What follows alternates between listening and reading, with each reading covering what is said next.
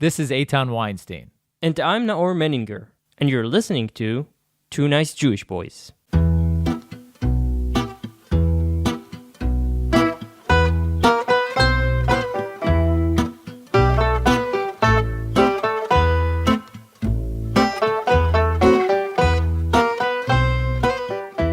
Today, we are diving into a fascinating topic that sheds light on a dark chapter of history.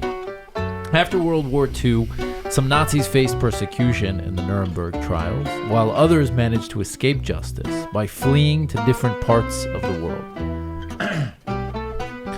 We all know that many Nazis found refuge in South America, but what about those who stayed in Europe or fled to Arab countries? This is where the Israeli Mossad, the renowned intelligence agency, enters the picture. Our guest today is Professor Dani Orbach, an accomplished Israeli military historian and an associate professor at the Hebrew University. With a background in intelligence and military history, Professor Orbach brings a wealth of expertise to our discussion. He holds a PhD in history from Harvard University as well. In his latest book, Fugitives, Professor Orbach explores the stories of Nazi war criminals who found new roles and allegiances after the war. He uncovers the intriguing involvement of the Mossad with former Nazis, revealing previously undisclosed information about their recruitment and interactions. Professor Orbach's research, backed by classified internal documents, sheds light on the complex relationships between former Nazis and intelligence agencies worldwide. Join us as we delve into the captivating world of post-World War II Nazi fugitives and the hidden connections between them and intelligence agencies around the globe. Let's welcome Professor Dani Orbach and explore the astonishing revelations in his latest book, Fugitives. Thank you so much for joining us. Thank you for having me. So how did GPT do? So, we did well, more or less. At least no mistakes. Yeah. Once I tried to kind of ask GPT chat to write about my own background, and I discovered that I'm an accomplished Talmudic scholar. So That's great. That's great. Maybe it has access to an alternate universe. yeah, well, maybe.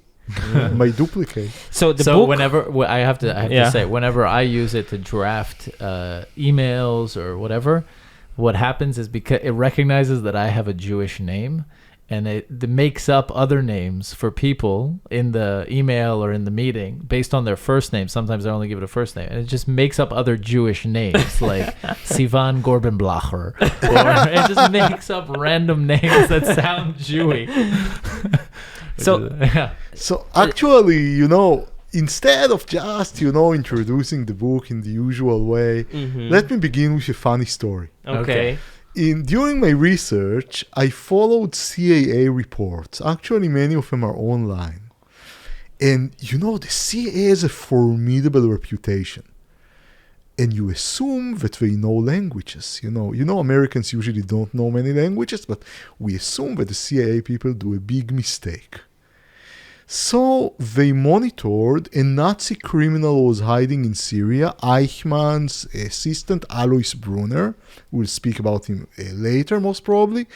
And he wrote to one of his friends, "We will resume dealing with the cement business," probably a code word for arms trafficking, "after my friend returns from Doha, from Qatar." Mm-hmm. So in German, from Doha is von Doha. And I see the CIA analyst writes a footnote at the bottom of the document. "We still did not discover a Nazi named von Doha. He is unknown to us, but we are still looking for this person." So when you study espionage and intelligence, you often see impressive things, but sometimes you see how incompetent formidable spy agencies are. Yeah. Something that GPT probably could have caught. Yeah. But the book is in Hebrew, right? No, the book is in English. The book was published originally in English as Fugitives, A History of Nazi Mercenaries During the Cold War by Pegasus in the US and Hearst in the UK. And then published in Hebrew and French, going to be published in Spanish, Portuguese, Hungarian, and Japanese. Wow. And just while we're at it, we can plug it so it's on Amazon, basically anywhere. Exactly. Okay. On Kindle as well. Fugitives by Professor Danny Orbach. Yes. So how does this book, the story of writing the book, how does it begin? I looked for a new subject. After publishing my last book on rebellions in the Japanese army, it was also my dissertation, I looked for a new subject. I always like to do something new. So I'm not one of these historians who are ruminating on the same subject again and again and again, different versions. And I wanted something really interesting, something juicy. And then I zeroed on Nazi hunters. Let's tell the story or the history of Nazi hunters. And I started to read the books that were published before me. And I discovered to my dismay that most Nazi hunters were relatively boring people. And usually not as accomplished as their image was, often very untrustworthy. But then I kind of came to the conclusion that the hunted Nazis were actually much more interesting than the hunters. And I said, okay, South America, the Nazis who escaped to South America, that was discussed by so many. But what about the Nazis who went to the Middle East? For example, who I mentioned him, Alois Brunner, a Holocaust perpetrator, major Holocaust perpetrator, Eichmann's right-hand man, who was hiding in Damascus. What did he do? And then I started to look on previous books, and none of them almost quoted sources. Everybody guessed, and usually they quoted one another. So I wanted to tell the real stories of these people, of the Nazis, and of course the research widened, who became mercenaries, especially intelligence experts, who found no employers or jobs related to their field of expertise in Germany after the war. And they looked for employment elsewhere. And very quickly I discovered that many groups of Nazi mercenaries in the fields of intelligence, also military advisors, scientific advisors, arms traffickers, found employment with virtually everybody. West Germany, East Germany, the Soviet Union, the United States, Great Britain, France, and now more interesting, the Algerian rebels who fought France, other post-colonial rebels, Arab countries, Egypt is famous. of course, and Syria, and in some cases, also Israel. Mm-hmm. And I thought, wow, man, that's a story one needs to tell. Now, there is one very famous story which it was published, I think, before about, I don't know if it's this Nazi, the one with the scar. Who, Otto Skorzeny. Yeah, I have this a is the chapter. famous one, right? Famous, yeah. Relatively. He was famous for a reason, because he was very good in PR. Mm-hmm. So Otto Skorzeny is known as, the master commando of Nazi Germany, the most accomplished commando leader of Hitler. Actually, 50% of it was PR. He knew how to get, coverage at the right places. And he was also very imposing. He was like a huge man with a scar. An American diplomat mentioned, just likened him to a huge San Bernard dog hugging you. So he was very imposing also in his personal look. And what I dealt with in the book is his secret relationship with Israeli intelligence, with the Mossad. Mm-hmm. So Otto Skorzeny, this really, really famous Nazi, was recruited by the Mossad in 1964 in order to solve the crisis of the German scientists to help the Egyptians build rockets. So Israel also hired Nazis, and the dynamics of the Cold War was that one man's sin was the other man's necessity. So almost all powers blamed others in cynically employing Nazis while they did it themselves, usually telling themselves that in their case it was an unavoidable necessity.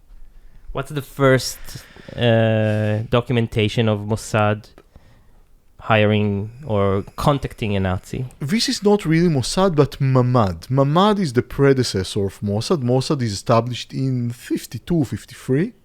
And before Mossad, you have several rudimentary intelligence agencies, Israeli intelligence agencies.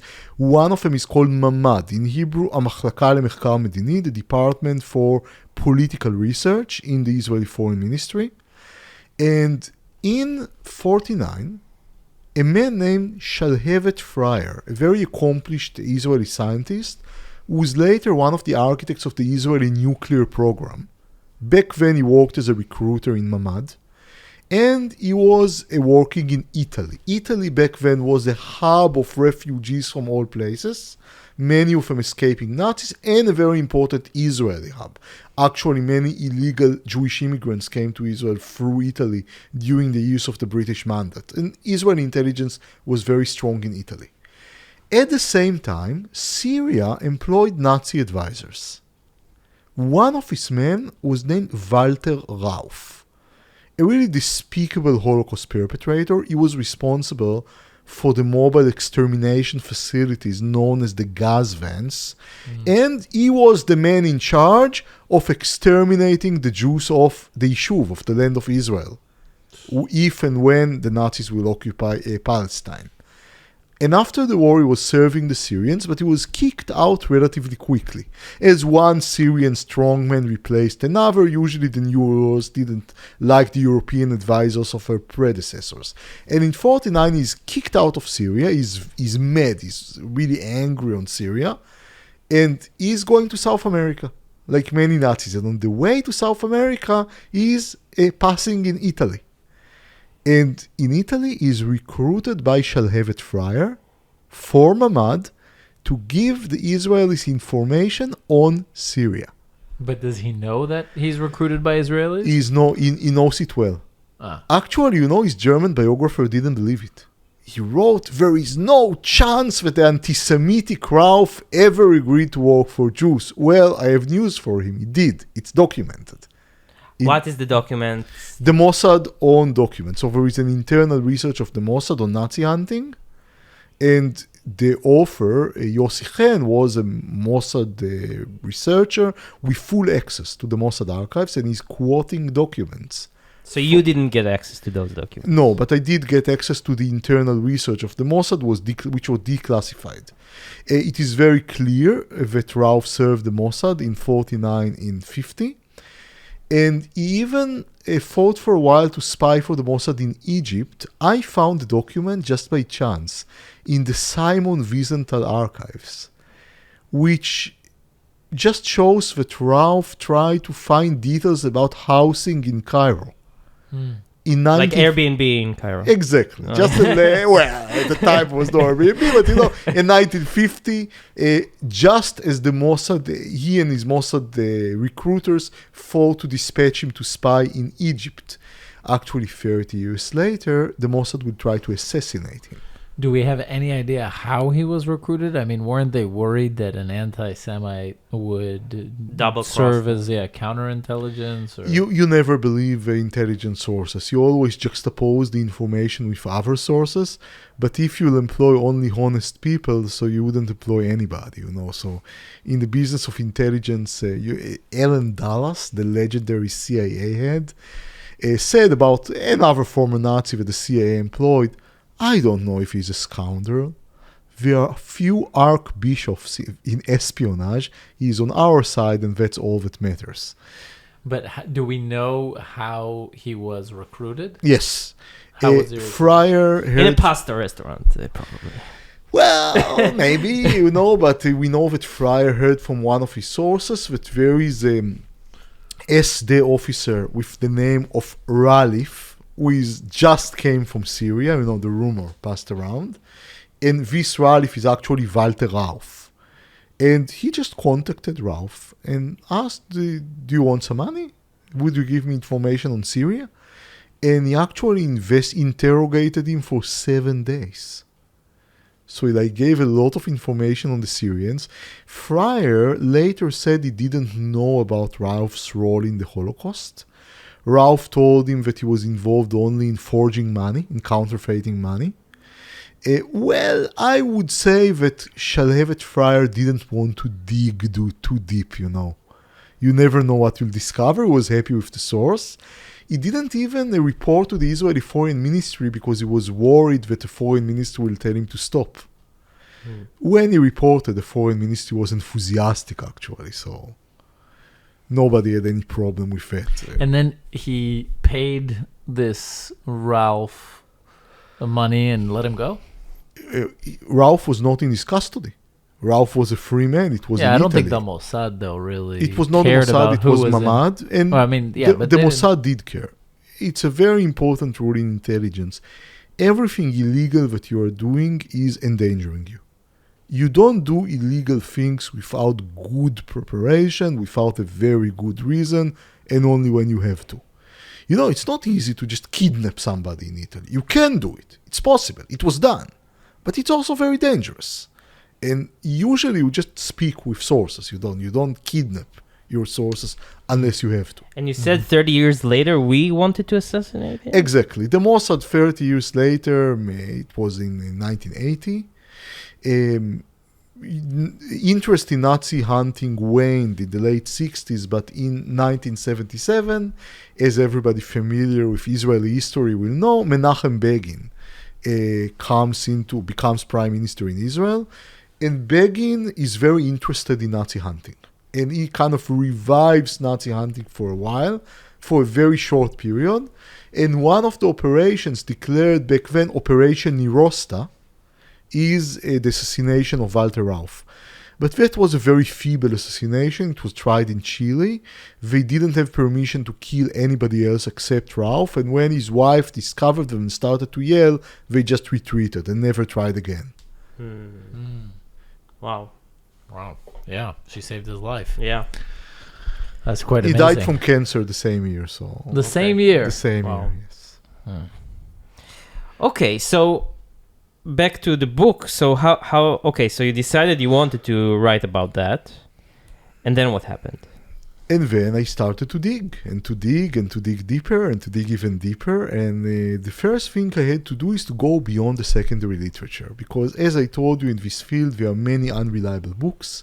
They often quote one another. And the sources are almost all classified. Because they belong to intelligence agencies. And I had to find ways to get to the real documents to know the real story. And I began with the CIA. The first man I had to thank profusely was Bill Clinton. Because when Bill Clinton was president, he ordered the CIA to expose all documents that are related to interaction with Nazis. After 1945, took many years, the CIA didn't expose everything, they blackened out a lot, they redacted a lot, and yet they did expose millions of documents, and all of them are available now online. So it's a very unfriendly system. It's not easy to study these documents, but I did it. And I tried to locate the personal files of his Nazi mercenaries. Why do you call them mercenaries? Because they worked for the highest bidder. Their country, Nazi Germany, didn't exist any longer. And they worked as spies for anybody who paid. So it's not that they were mercenaries during the Nazi No. regime. They belonged to the Nazi military system. Yeah. Or to the Nazi intelligence community. And after the war, they were working for money. Okay.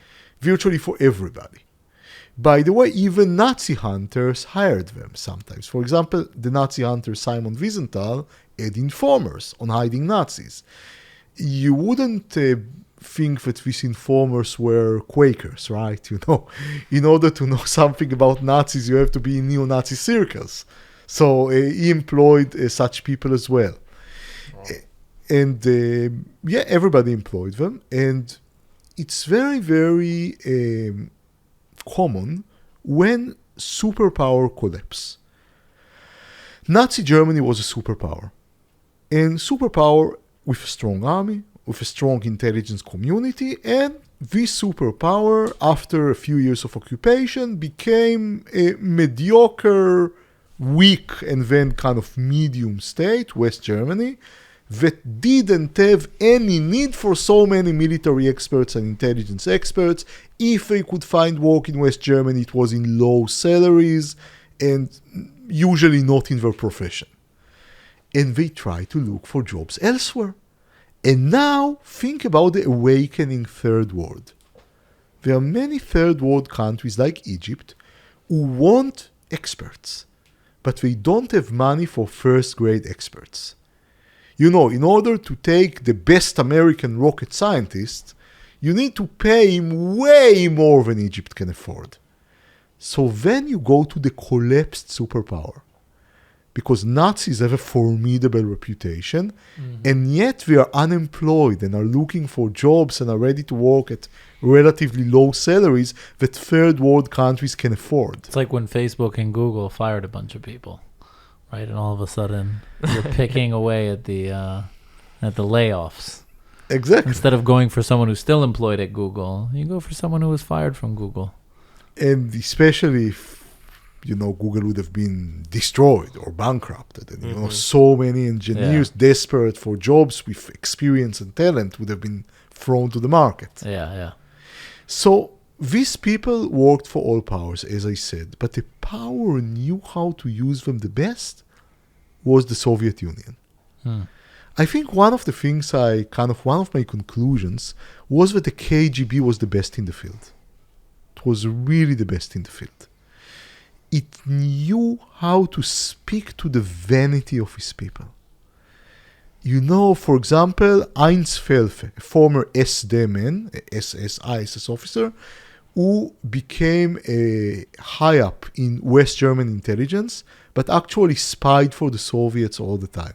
He was a Soviet mole. The Soviet recruiters knew how to give him the feeling that he is manipulating world history. That he is not just an employer in West German intelligence, one among many others. That he is kind of manipulating superpowers. Of course, the Soviets manipulated him. But the best thing when you want to manipulate people is to let them believe that they can manipulate you. So the Soviets were actually the ultimate winners, because they could get many sources and agents and more in this community of Nazi mercenaries. Also, many people don't know this, but I think I read once that after, in the 40s, when in Western Germany, about 30% of government employees were ex-Nazis. Well, that's a very important point. I'm very glad you raised it. The answer is it's complicated. What is a Nazi? Exactly. Who is a Nazi? In Israel, we always ask who is a Jew. I'm asking who is a Nazi. It's like one of the main questions in the book. So who is a Nazi? For some people in Israel, everybody who lived in Nazi Germany was a Nazi. But when the definition is losing meaning, you can well say a German. Then you have the party members. They were Nazis, members of the Nazi party. But it doesn't include military personnel who were not members of the Nazi party. Are these people who still see themselves as Nazis after 1945? This is a small minority. Sizable minority in the beginning, but a very quickly, increasingly shrinking minority of neo-Nazis, of kind of hardcore people. Are these people who hold some of the views of Hitler, of Nazi ideology? Now it gets more tricky. Because what I show in the book, and I think it's a provocative statement, I'll say it, there are no Nazis after 1945. Why? Wow. Not even people who define themselves as neo-Nazis. Because the world has changed. And it's impossible to be a Nazi in the sense of World War II. Why? Because even take the people who define themselves as Nazis, even the small minority, the best test case, they have to choose. They cannot take Hitler's ideology in its entirety because it failed. And they know it failed. And nobody could say that 1945 was not a failure if you are sane.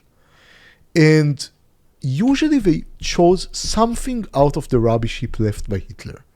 Some chose anti-communism and served the West. Then they had to give up aversion to democracy. And usually anti-Semitism as well, because it was not popular anymore. They could be anti-Semitic personally, but not as a public ideology, let's say so. Others went to socialism. Or if they chose aversion to democracy and anti-Semitism, they could serve the Soviet Union, but then they had to give up their anti-communism. Some of them said, we hate everybody. Just like Hitler hated everybody, we hate the Soviet Union and the United States. We don't want to serve either. But then it means that Germany will be disarmed and you give up on German militarism. and even on German national pride. Some said, we hate the Jews more than anybody else. Anti-Semitism is the most important thing for us. These people found themselves serving Arab countries, but what about racism against colored people? It's gone. You are serving the colored people. And these people developed some kind of a post-colonial ideology. Let me give you a story which will leave you agape. The CIA in the 50s kind of installed their own agent in a meeting of a leadership of a neo-Nazi party called the Social Reich Party. Some of the mercenaries came later from this party, so I deal with it in the book. The party was outlawed in West Germany, which was relatively rare. This party was considered especially dangerous, so it was outlawed, and the entire leadership was exiled to Cairo. And they sat in Cairo and they discussed something that sounds very outlandish today, but was very, very actual back then. What should the neo-Nazis do in a case of a Third World War? It was very clear that the Third World War will erupt mostly on German soil, because Germany was between the Soviet Union's sphere of influence and the American sphere of influence. And the discussion heats up. One of the leaders said the United States is the lesser evil. We should support the United States. The other one says we should support the Soviet Union. The Soviet Union is the lesser evil. You cannot imagine such a debate in Hitler's time, right? And then when the debate starts to heat up, the pro-Soviet leader is accusing the pro-American leader, actually yells at him, "You're a dupe of the Jews and the Jesuits." Anybody who knows the Third Reich a little bit, the Jesuits were considered evil, let's say, by Nazis, an enemy of the Third Reich. The answer is what is astounding. The pro-American leader answered, "You know what? I confess, yes, I work with the Jews and the Jesuits. Because the last war had proved that international Jewry and the Catholic Church are world powers, and the German people cannot afford itself to alienate them again as Hitler had done." Again, these are leaders of a neo-Nazi party. And the other one, of course, is more anti-Semitic, but he wants to work for the Soviets. How they've matured. So I'm saying... They learned so much. Who said people can change? Yeah, who said people can't change? Whoa, and conditions change very quickly. Very, very quickly. Wow. You know, even think about the Israelis who are so quick to cooperate. Let's leave alone the low Nazis who were recruited to the Mossad. But with the Germans, German generals who served in the Second World War were building security relationship with the State of Israel. Not today, not in the 80s, not in the 70s, in the 50s. Like a few years after the Holocaust. Think about the American pilots during the Berlin crisis of 1948. Risking their lives enthusiastically, by the way. What's the Berlin crisis of 1948? The Berlin crisis is a Soviet siege on West Berlin. Soviets wanted to kind of get rid of West Berlin once and for all. And the Americans defied the Soviet siege and brought flight supplies to West Berlin. And Stalin gave up in the end. Stalin got cold feet. And the American pilots enthusiastically risked their lives, and you see it in interviews, for the people of Berlin whom they bombed with firebombs just, 3 years before. Wow. American interests. But you see that it's not only interests. The pilots believed in the mission. They were enthusiastic. Leave alone the pilots, even American children, drew like trees and hearts for the children of Berlin, like 3 years after the Second World War. It's American optimism. Yeah, when conditions change, hatreds change very, very quickly. Think about Japanese hatred to the Americans, which just gone immediately after 1945. And the same happens even after disasters such as the Holocaust. Does it mean that the hatred goes away? Some Israelis still hate Germans, for fewer and fewer, certainly in the 50s. But the states began to cooperate relatively soon after the Holocaust. Yeah, I think international relations takes a twist, but I'm not sure that the underlying sentiments of the citizens really shift. Well, I wonder how anecdotal the feelings of the pilots and the children drawing. What shifts is the importance. Usually, by the way, feelings shifts also very quickly, especially when you have a new enemy. and your old enemy is helping you against the new. Mm-hmm. Think about, the Ukraine war today. Let me give you a current example. The best friends of the Ukrainians are the Poles. Mm-hmm. You can see Poles and Ukrainians praising each other if you look at Twitter, the right Twitter feeds, and beginning from the statesmen and to the common people who are writing on Twitter. Poles were the traditional enemy of Ukraine for many years, well into the 20th century. More, in World War II, Polish and Ukrainian underground slaughtered one another and Polish and Ukrainian citizens, respectively. But now the Russians are the common enemy, so Poles and Ukrainians genuinely feel that we're always best friends, if you kind of ask common people. Mm-hmm. Wow.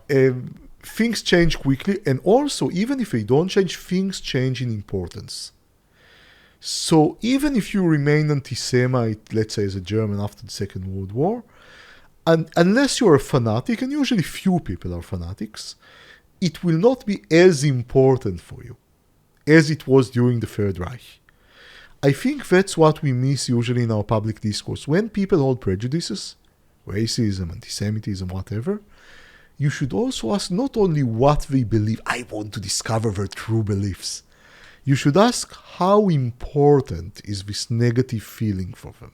What would you do to... Yeah, maybe nothing. Maybe other things are more important. Mm-hmm. Maybe I'll even do business with them if I can gain money, Maybe, some people who saved Jews in the Holocaust were actually very anti-Semitic. But they say, we don't like them, but they're being killed, Our moral values are more important than this animosity. Mm-hmm. So, after the Second World War, everything which was Nazi diminished in importance. Except usually something you really like anti-communism. Everybody picked and chose kind of his favorite element. And that's why I say, I don't write it in the book, but I say it in interviews very often, that it's very ridiculous to look at European right-wing parties today and say, this is a Nazi, this is a fascist. No, they are not. They may be dangerous, but there is nothing common between any European extreme right-wing party that I know today, even to neo-Nazi parties in the 50s, and certainly to the Third Reich. They are a new kind of danger, maybe. I don't deny that, but people have a tendency to fight the previous wars. Mm-hmm. To speak about previous enemies, and no, this is a new phenomenon. But you don't think there is anything, and then I want to get back to the Yeah. Mossad and the espionage, but you don't think there's anything that is uniquely culturally German that led to the Third Reich and to the annihilation of 6 million Jews? Well, in a way that it happened, of course that there was something German, because the Germans did it, and in history things lead to one another. Not in the way that it happened. I'm saying in the fact that it happened to the Germans, meaning that the Germans... German nation was the one to become a Nazi and not the Italy nation. Well, in order to it. massacre Jews, you didn't have to be a German. No, of course Many others did it. And of course, to massacre people in general, certainly you don't have to be. But of to do it course, so well. Well, in a way, but there are several pogroms in Eastern Europe, which was not as bad, but they were very bad. I don't think that anything made it, let's say, deterministic. There was nothing in German history that made the Holocaust necessary or even probable. Actually, I believe that if you asked most Nazi leaders in the 30s, would there be kind of a genocide 10 years later, most of them would find it very improbable. The decision for the Holocaust was taken by the Nazi leadership in the war and in the conditions of the first year of the... Of course, we would say Jews have to be cleared out of Germany. That was the basic assumption of the Nazi party. But through genocide, that was thinkable only during the war. Unless by a very small group of kind of even party extremists. The thing is that in history, every moment is a crossroads. And you have many, many, many options. And we should never assume that things that happen had to happen that way. So it's a coincidence that the German culture and German people of course it's were not. the heart of two world Wars. wars, and again the return to the scene of the crime and try to take over the world with those inspirations. In the First World War, Germany didn't try to take over the world. It tried to achieve superpower. Imagining. Yeah, superpower, goals like everybody else. I do think that Germany shared a very large part of the war guilt in the First World War, but it certainly didn't try to take over the world. This would, by the way, be exaggerated, even in the Second World War. They did try to take a large chunk. But I'd say that, I'd quote Liddellhart, very, very famous British strategist, who said, you always think your current enemy is the worst ever, and was always your enemy. So if you look at British history, it was first Louis XIV, the King of France, was kind of the devil, then Napoleon, then the Kaiser in the First World War, then Hitler. So British people were convinced that the Germans wanted to take over the world and were Britain's enemy, the enemies of British freedom, just like their ancestors believe it was Napoleon or some kind of French king. It's circumstantial. It's changing all the time. Look at Germany. Many people said it's a very, very, very popular argument that what happened after the First World War had to lead to the Nazi regime as a kind of a German revenge. And in analysis of, let's take the worst Nazis, the commanders of the concentration camps, there is a study about that. And they said they all have something in common. Usually their father died in the First World War. They were driven to political extremism by the deprivation and the conditions after the First World War. But then there were many German kids after the Second World War whose fathers had died in the war as well, and they lived in extreme poverty, and yet they were not driven into political extremism. Same Germans, same people, same destruction, completely different outcomes. I am very anti-deterministic. Different history. Yeah. You are very anti? Deterministic. Deterministic, okay. You cannot ever, ever, ever predict history. You can only make educated guesses, but that's all. Okay. But I would say that I don't say that there was no German traits in the Holocaust, because the German did it. So of course it was a German project, and it had traits of a German project. I don't think that the Nazi Germany was an organized place. By the way, that's another myth. That it was like an efficient, but it was very inefficient. And yet, if you want to murder people, you can do it if you're a superpower. But let me give you an example to just show you that I don't think that the Holocaust didn't have the traits of a German project. There was a pogrom in Poland, in Jedwabne, in the beginning in 1941, which was perpetrated by Poles, but very much in Nazi. Be careful, you might have problem getting into Poland after this story. The Poles like me. Okay. But in any case, it was perpetrated by Poles, but in Nazi inspiration. Mm-hmm. And one of the things you see, that the murderers forced the Jews to clean the market square before they were killed. Actually, to weed the grass in the market square. And this is a very German style of mass murder. Because no Pole cares if there are weeds in the market square, usually. This is the German obsessiveness about cleanliness, which was connected with mass murder in the Holocaust. So this thoroughness of the murder, it had German traits. But that's because it was a murderous project. It's done by Germans. A murderous project perpetrated by Rwandans will have Rwandan traits. So let's go back to although I Nazi espionage. So interesting. Yeah. So who would you say was the biggest asset of the Mossad? And how were they recruited? So that was Otto Skorzeny. Okay. So let's speak about Skorzeny. First of all, we need some background. In 1962, July 1962 to be precise, Nasser, the dictator of Egypt, the arch enemy of Israel, is launching a parade for Revolution Day in Cairo. And as in many Arab states, there are many rockets in this parade. And Nasser boasts that these rockets can hit any point south of Beirut. Which means, of course, look at the map, any point in Israel. And the Israelis immediately discover that these rockets are made by German scientists.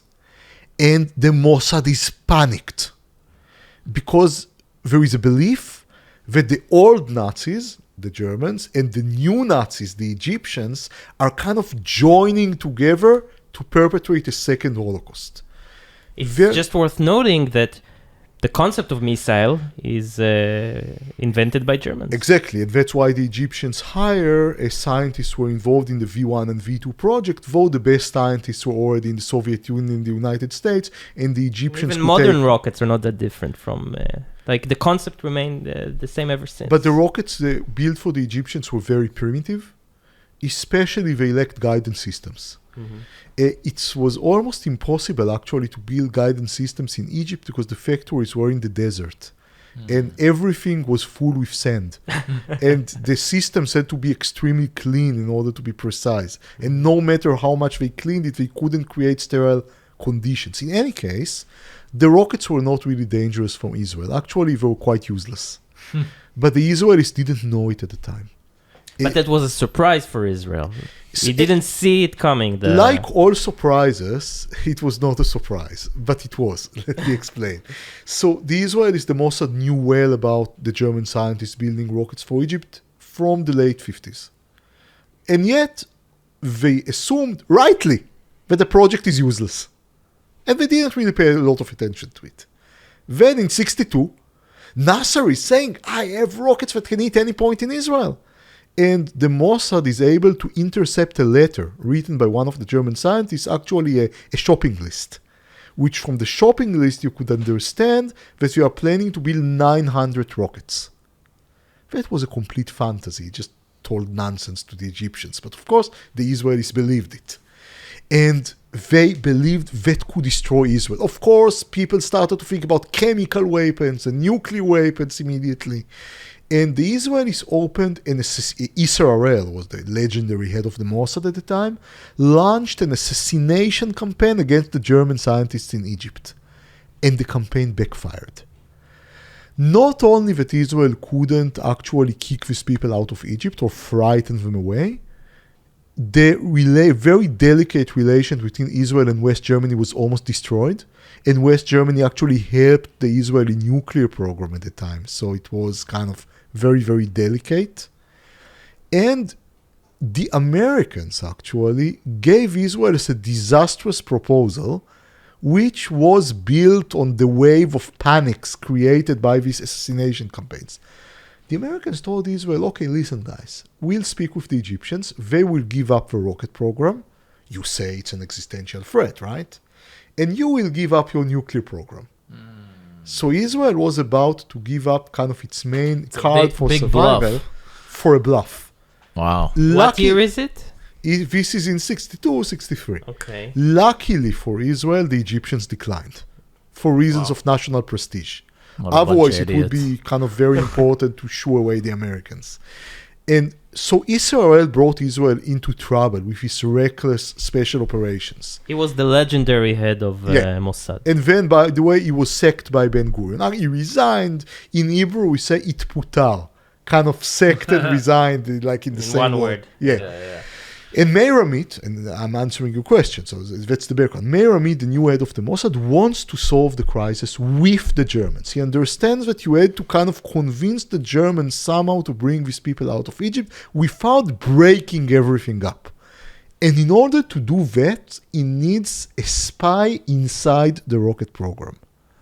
The only problem is, there is a very efficient security officer to the rocket program, a former SS sergeant named Hermann Valentin. And the Mossad is very frustrated because this Valentin is outpacing them. And they decide they want to recruit Valentin himself. You know, you have a formidable enemy that you cannot win, recruit him. How to do it? They discover that Valentin's commander during the war was the legendary Nazi commando leader Otto Skorzeny.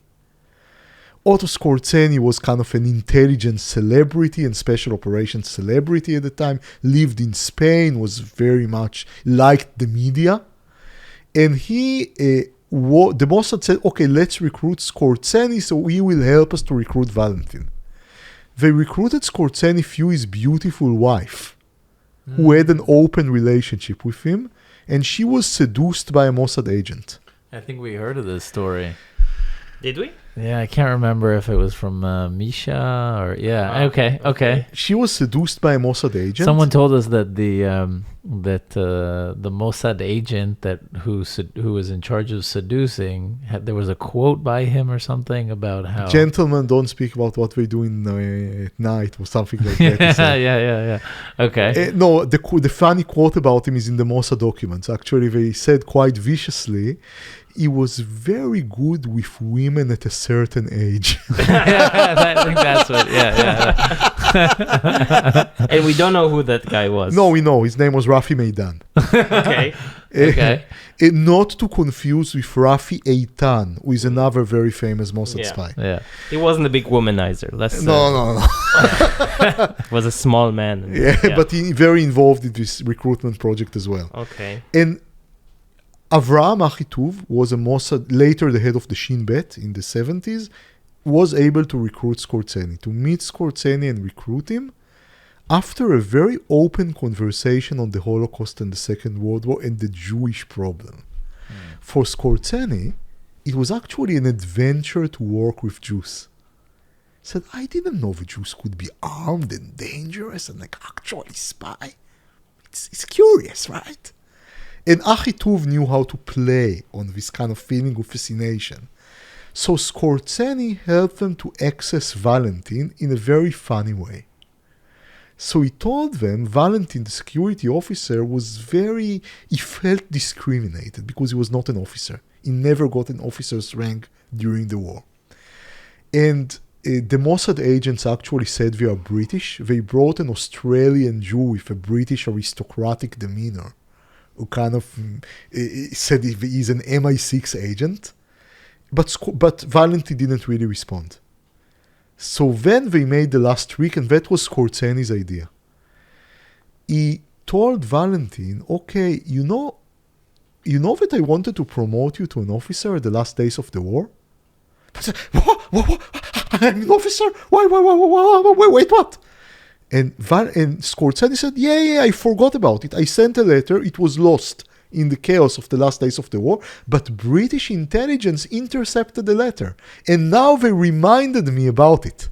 So you'd better be nice with him. And then Valentin said, I'm ready to do everything for you. After a few years... To get the letter? No, he got the letter out of gratitude.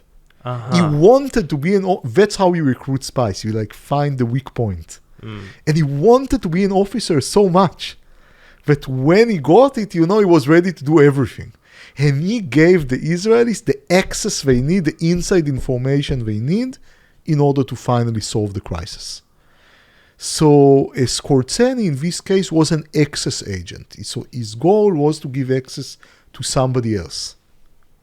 But that's so curious because the war is over, Nazi Germany is no longer, and this man is so driven by his desire to be a Nazi officer that he's willing to betray his employer. Does he know that he's working for the Jews? No, in the beginning he thinks he works for the British. He discovers he works for Israel only after a few years, and then he doesn't care anymore because he gets so much money. Which is also curious. So what drives him is this motivation to be a Nazi officer.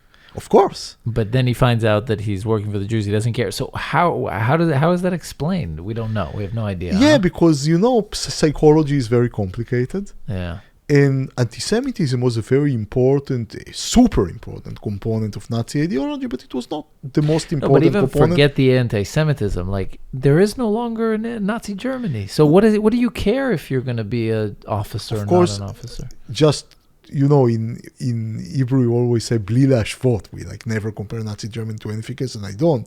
But I just want to see a pattern here of war veterans of all kinds. I was in many kind of military history meetings in Israel when you have many IDF war veterans. And you should see how the veterans of the 6 Days War debate who entered the old city in Jerusalem first, which unit. And they yell on one another. And who cares? Like, who cares who entered first? They care a lot. War veterans care a lot about these things. Honor. And yeah, not honor, but it's part of our identity. Yeah. And also here, as Yeah, elsewhere. that's interesting. So the connection with Otto remained after that? Or Yes, Otto Skorzeny remained in touch with Israel until his death in 1975. what did he die of? Cancer. And he gave Israel information which was pretty useless. They just, kept in touch with him because you can never know. Mm-hmm. And probably Achituv or another recruiter, we don't know who kind of handler who met him, said, and think he's meeting with a famous Nazi. He said, we spoke about South Africa, the Israeli handler says, and I was shocked by his racist views. Like, with whom you're speaking? That's pretty hilarious. Wow. Yeah, I guess in the midst of all the work, you lose sight. And who is the last Nazi asset Mossad ever worked Probably with? Skorzeny and Valentin. Mhm. Valentin also worked for Israel until he died. He just became a private detective and did all sorts of investigations on PLO people and other targets of the Mossad in Germany. Because he was shunned by his Nazi friends when they suspected he works for Jews, for Israel. And he still did it. The Mossad used to buy him a new car every few years. And also, often, he was not the only one that did it, but the Mossad people always write it. He invited his Mossad handlers to a very expensive restaurant and then wrote it as part of his expense bills. And the Mossad, by the way, Israel was a poor country, right? So the Mossad cared a lot about public money, much more than other agencies that I know. In a very funny case, Isser Harel, whom I mentioned, like the legendary head of the Mossad, he always passed personally on receipts and expense bills of his agents. And he saw that one of his agents took an Arab source to a brothel. And then Isser Harel said the following, and this is the most funny quote I remember. He said, "You did good that you took your source to the brothel, but I don't see why the Israeli taxpayer should pay you for the same kind of entertainment."